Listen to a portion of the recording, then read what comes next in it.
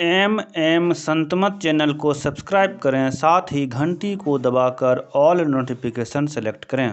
आप सभी से आग्रह है कि सत्संग को पूरा अंतिम तक देखें। बोलिए प्रेम से श्री सद्गुरु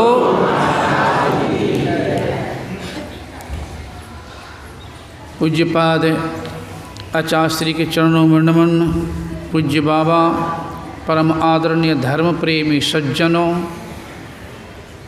पूजनीय माताओं एवं भक्तिमती धर्मशिला बहनों, अभी हम लोग रामचित मानस सार सटीक 705 पाठ में सुन चुके हैं।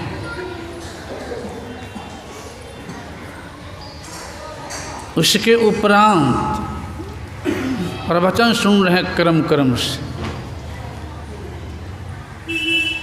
पूर्ववक्ता से कहानी सुने थे, मैं उसे स्मरण दिला रहा हूँ अभी तुरंत, कि दो बंदर यानी पति पत्नी नदी किनारा थे। एक किसी साधु बाबा ने, ज्ञानी बुद्धिमान सज्जन ने कहा कि अभी का मुहूर्त बहुत सुंदर है, डुबकी लगा लो, मानव बन जाओगे।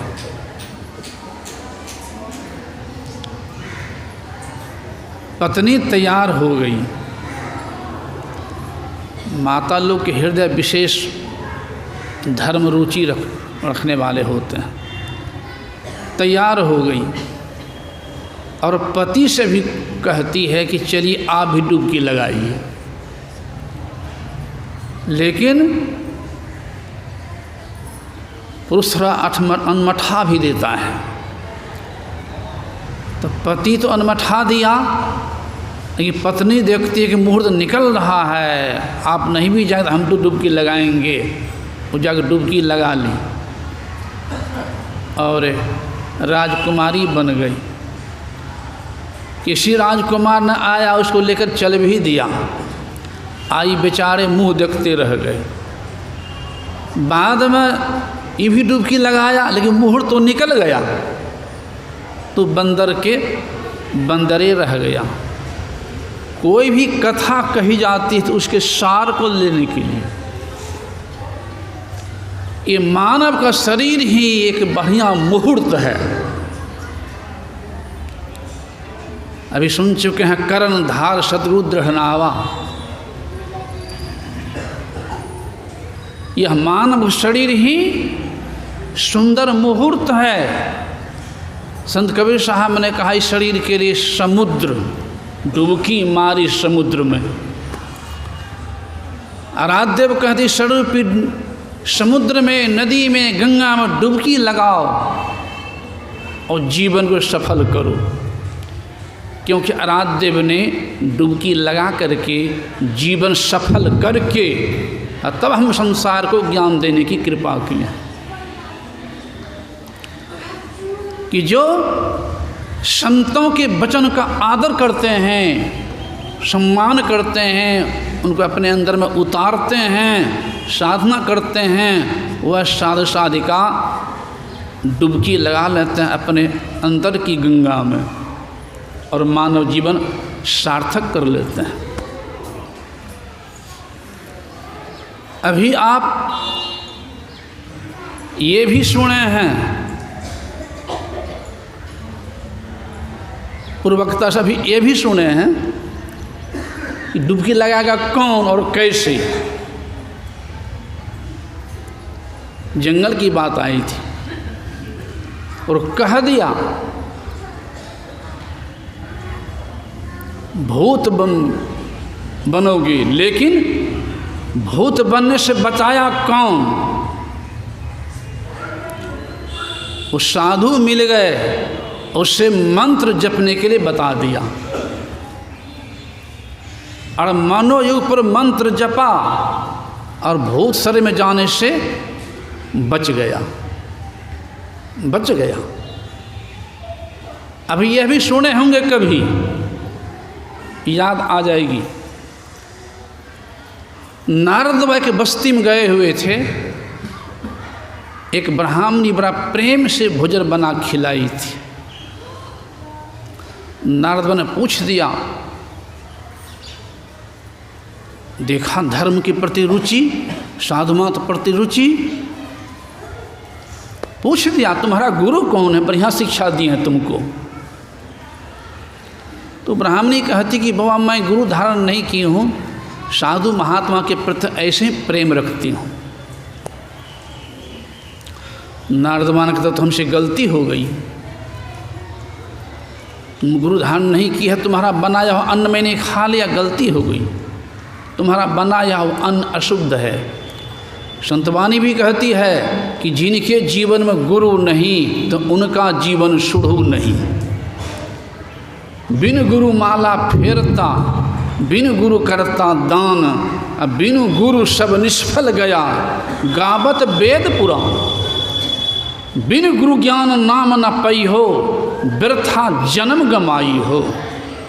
भव सागर धारा अगम, खेबटिया गुरुपुर, नाव बनाई शब्द के, चढ़ बैठे कोई सूर।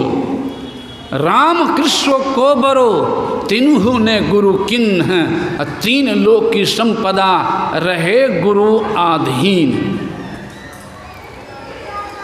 तो कहा गलती हो गई, हठयोग में क्रिया है, उल्टी के सारा खाया हुआ उनको उल्टी करके फेंक दिया। नारद बाबा ने अब भरपेट पानी पी लिया और पेट धोकर पानी को भी फेंक दिया। ब्राह्मणी के मन में होता कि मैं कैसी अभागनी कि हमारा बनाया हुआ अन्न भी महात्मा पेट में नहीं रखा। कहती बाबा कहाँ जाऊंगी, हमको युक्ति बता दीजिए। नारद बाबा ने युक्ति बता दे, भजन करने की क्रिया मंत्र बता दिया, जपने लग गई, करने लग गई साधना। पति आया, देखा बैठ के ध्यान कर रही है, पूछता है क्या करती हो, ध्यान करती हूँ, किन से सीखी हो? तो नारद बाबा से। कि हमसे पूछबो नहीं, दीक्षा ले ली? तो हाँ, बिगड़ भी गया लेकिन बुद्धिमती थी, समझाई बुझाई, बात समझ में आ गई कि नहीं अच्छी बात है, करना चाहिए। कहा ठीक है नारद बाबा आएंगे तो हम भी ले लेंगे। संजोग से नारद बाबा आ भी गए आगे। तो कहता कि बाबा आप हमारी पत्नी को दीक्षा दे भजन करती, हमको बता जी, हम भी करेंगे। तो नारद बाबा ने कहा जाइए स्नान करके आइए, फूल माला प्रसाद ले करके नदी में चलेगा स्नान करने के लिए। तेजी में जा रहे थे तो एक ब्राह्मण उधर से आ रहे थे, कहा महाराज बड़ा तेजी में जा रहे, क्या बात है? कहाँ नारद बाबा गुरुमुख होना है। तो सुनिए सुनिए, अभी पितरपक्ष चल रहा, बढ़िया मुहूर्त नहीं है, इतना बढ़िया काम करना है, बढ़िया मुहूर्त में अभी पितरपक्ष है। आश्विन महीना में 15 दिन का पितरपक्ष होता है, जिसे कर्मकांड में अशुद्ध मानते हैं, ज्ञान कांड में नहीं, कर्मकांड में अशुद्ध मानते हैं। इतना बढ़िया काम करना है, गुरुमुख होना, रे पितरपक्ष निकलने दो। लौट गए सीधा आदमी, नारद बाबा के पास पहुँचते हैं। कहा क्या स्नान करके आगे फूल माला लेकर? कहा बाबा अभी पितरपक्ष, अभी जाइए, फिर आइएगा तब लूँगा 15 दिन के बाद। उनको क्या लगा, लोचा नहीं लो, चले गए, बात निकल गई 15 दिन के आगे। जीवन का ठिकाना है 15 मिनटों के। संतवाणी कहती है कि संसार में जीने झूठा है और मरने सत्य है। जीवन कहिए झूठ, सांच है मरण को, अजहु मूढ़ख चेत, तो गहो गुरु नाम को। मास के ऊपर चाम, चाम पर रंग है, अरे हारे पलटो, जई हैं जीव अकेल, कौन संग है।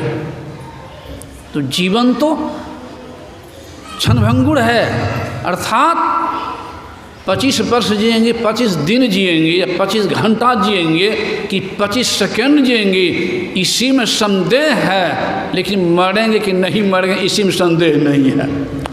तो 15 दिन के अंदर ही शरीर छूट गया, ब्राह्मण ब्राह्मणी दोनों का। और दोनों का जन्म होता है एक के घर में। अब देखिए क्या होता है, ब्राह्मणी संत के अनुसार डुबकी लगा ली, अंतर साधना करने लग गई, लेकिन पति बेचारा युक्ति नहीं जान सका 15 दिन के चलते। दोनों के जन्म होते एक के घर में, यहाँ थी गरीब घर में, वहाँ जन्म लेती है राजा घर में, राजकुमारी बन गई। पति भी जन्म लेता उसी घर में, लेकिन अंतर हो गया, क्योंकि भजन करती थी, लेकिन पति भी दान पुण्य करता था, तो दान पुण्य भी बेकार नहीं जाता है। द्रौपदी ने एक बित्ता की साड़ी बांधी थी भगवान की अंगुली में, और भगवान कहे थे, भगवान श्री कृष्ण कि द्रौपदी तुमने हमारी सहायता की है साड़ी से, समय आने पर मैं भी तुमको सहायता करूँगा साड़ी से। और एक शब्द बोली थी, अंधा का बेटा अंधा दुर्योधन को, वहाँ अधर्म हो गया, पाप हो गया, क्योंकि ससुर के प्रति ऐसा शब्द का प्रयोग करना महापाप है। यद्यपि धीरतास अंधा था, दुर्योधन अंधा नहीं था, वो तो बनावट कान गिर गया था, पानी में धक्का मार दिया दीवाल में, कपड़ा समेट लिया सुखले में, और कह दिया अंधा का बेटा अंधा। परिणाम भरी सभा में घसीटी गई, चिल्ला रही है, पुकार रही है, दुख हरो द्वारिका नाथ, शरण में तेरी बिनु काज आज महाराज लाज गई मेरी। दुशासन वंश कुठार महादुखदाई, अकड़ पकड़त मेरी चीर लाज नहीं आई। पांचों पति बैठे मौन, कौन गति होई, ले नंद नंदन को नाम सभा में द्रौपदी रोई। पुकार लगा रही है, एक पति भी सहायता नहीं किया है, सब के सब मूड़ी गोत लिया है। कुछ देर अपने से पकड़ी है, जब देखते अब कोई उपाय नहीं है, तब दोनों हाथ छोड़ देती है। अब कहते, हे घटघटवासी, हे घटघटवासी प्रभु कहाँ हो, रक्षा करो। जैसे कहती है, हे घटघटवासी रक्षा करो, जैसे एकनिष्ठ हो गई कि तैसे वसन रूप भय श्याम, भगवान वहाँ वस्त्रे बन गए, और 10,000 हाथी का बल शेष हो गया, सारी शेष नहीं हुई। थक कर गिर गया दुशासन, लेकिन सारी शेष नहीं हुई। एक कवि को कहना पड़ गया, ये नारी है कि सारी है, सारी है कि नारी है, नारी बीच सारी है कि सारी बीच नारी है। पते न चला और उबार हो गया। अर्थात जब एकनिष्ठ हो जाते हैं तभी काम होता है। यहाँ आराध्यदेव की एक बात याद आ गई, कुप्पा घाटी की, जहाँ गुरुदेव कमरा के अंदर में अस्थि कलश बनाया हुआ है, उसी जगह की बात है। एक शिक्षिका थी, अब नहीं है, उनकी बेटी दिमाग खराब हो गया था, कई बार रांची भी दिखाई, लेकिन एक बार अब सोचती है कि अब तो कोई उपाय नहीं, हम गरीब जीवन है, बार बार उतना दूर कहाँ से दिखाऊंगी। अब जाने गुरुदेव ठीक करे या न करे, आई तो बहुत बार थी, जब एकनिष्ठ हो जाते हैं तब प्रभु क्या अति करते हैं। संजोग था, केवाड़ी खुली थी, उस समय वहाँ के रहने वाले जो सेवक थे उस समय नहीं थे, संजोग से उनको मौका मिल गया, कमरा में घुस गई, और गुरुदेव बैठे थे, माथा पटक दी, गुरुदेव पैर छिप लिए ऊपर, और माथा हटेबे नहीं करे। ऊपर से गुरुदेव मौज में आए, थोड़ा ऊपर से पैर थपथपा दिए माथा पर। उस दिन से ठीक हुआ माथा, आज तक फिर खराब नहीं हुआ है। जब एकनिष्ठ हो जाता है तभी वहाँ, यहाँ आराध्यदेव के प्रति एक निष्ठ हो गई, निछावर हो गया। अब गुरुदेव ठीक करे या ना करे, अब जाने, तो कल्याण हो गया। वो बच्ची के नाम भी नीला, दूर के नज़दीकी के हैं, एक खंजरपुर रहने वाले हैं। तो वहाँ एकनिष्ठ हो गई, कल्याण हो गया। द्रौपदी एकनिष्ठ हो गई, तब कल्याण हुआ। ऐसे कल्याण नहीं, एकनिष्ठ हो गई तब तो मैं कह रहा था कि वहाँ जब गुरु के वचन पर जो एकनिष्ठ हो जाते हैं तो सदगुरु उसकी रक्षा कर देते हैं। इसे कहा गुरु को सिर पर राखिए। हाँ, उधर छुट्टी गया मैं उधर मैं कह रहा नारद बाबा की कहानी में कह रहा था। नारद बाबा की बात चल रही थी। वहाँ पत्नी राजकुमारी अब पति दान पुण्य करता था, तो दान पुण्य का भी मिलता है। जैसे द्रौपदी को मिली, लेकिन दोनों मिली, शुभ भी और अशुभ भी। तो गेहूँ खेत में लगा है तो आपको गेहूँ मिलेगा, धान लगा है तो धान मिलेगा, मकई लगा है तो मकई मिलेगा, बहुत गुना होकर के मिलेगा। मिल सकता है कि भजन जो करेंगे युक्ति जान करके तो अन्य शरीर में वो नहीं जाएंगे। पति दान पुण्य तो करता था, लेकिन युक्ति नहीं जान सका, शरीर में डुबकी लगने क्रिया नहीं पकड़ सका, मंत्र नहीं ले सका, और जन्म हुआ एक के घर में, पत्नी बन गई राजकुमारी, अब पति बन गया उसी राजा के यहाँ हाथी बन गया।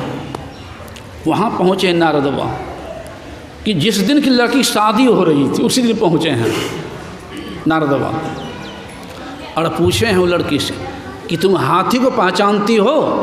तो नहीं। कुछ जानती हो? तो नहीं, कुछ नहीं। तो इतना जानती हूँ कि जिस दिन हमारा जन्म हुआ है उसी दिन ये हाथी का भी जन्म हुआ है, माँ बताती है। नारद बाबा ने कहा पहचानोगे कौन है? तो कैसे? एक इतना तक लकड़ी का कान में सटाओ, जैसे कान में सटाई तो फक्सपुर ज्ञान हो गया। अरे ये आगे मेरा पति था, कहाँ ऐसा क्यों हो गया? कहा बस 15 दिन के चलते युक्ति नहीं पकड़ सका, जैसे वहाँ डुबकी नहीं लगा सका, चला गया वहाँ बंदरे में रह गया। उसने से यहाँ पत्नी डुबकी लगा ली और पति बेचारा सदगुरु शरण में नहीं जा सका, डुबकी लगने क्रिया नहीं पकड़ सका, मंत्र नहीं ले सका और चला गया अन्य शरीर में। इसलिए ये जीवन तो बड़ा अनमोल है, बड़भागी है, लेकिन बड़भागी कब? इसलिए कहा जब भजन करेंगे बड़े भाग पाइए सत्संगा। जब सत्संग मिल जाए उनके अनुसार तब बड़भागी बन सकते हैं, अन्यथा नहीं। इसलिए कर्णधार सदगुरु ढूंढावा, कर्णधार के शरण में जा करके युक्ति जान करके गुरु के वचन विश्वास रखते हुए, पंच पाप से बचते हुए, पवित्र भोजन करते हुए, माता पिता सेवा करते हुए, सास ससुर की सेवा करते हुए नित्य प्रति जो ध्यान भजन करते रहेंगे तो उनकी अधोगति नहीं होगी। क्यों कबीर साहब कह दिए हैं, सोना जंग नहीं लगे, लोहा गुण नहीं खाए, गुरु की चेताई आत्मा अब कभी नरक नहीं जाए। बोलिए श्री सद्गुरु।